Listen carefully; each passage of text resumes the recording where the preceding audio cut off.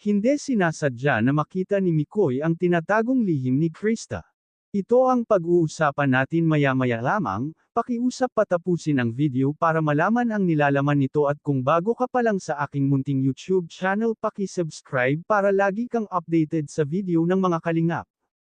Isang mapagpalang araw sa inyong lahat mga ka-viewers at mga ka-May Kris.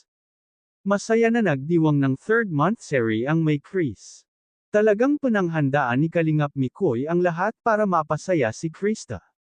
Si Kalingap Rab pa nga ang sumando kay Krista para ipaalam na rin sa mga magulang nito na ipapasyal nila si Krista.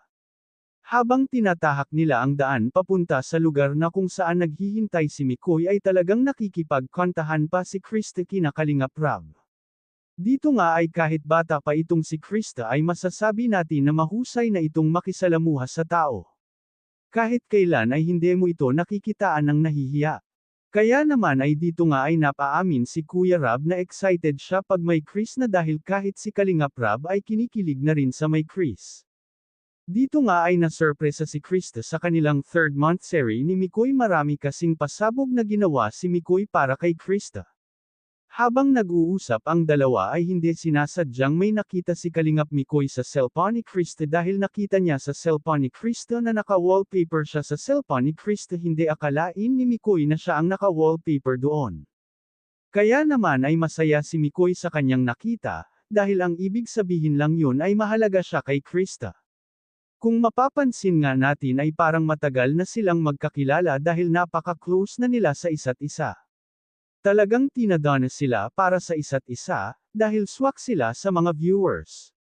Talagang ito ang hinahanap ng mga viewers, ang tambalang May Kris.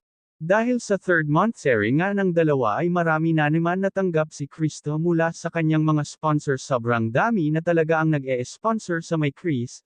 Dito pa lang ay marami nang naiipon si Krista sa kanyang natatanggap, minsan nga kapag sobra na ang natatanggap niyang pera ay sinasabi niya kay Kalingap Rab na sobra na ito, kung pwede daw ay tama na. Dito nga ay mapapansin natin na hindi sanay si Krista na nakakatanggap ng malaking halaga dahil sa kanyang naging reaction.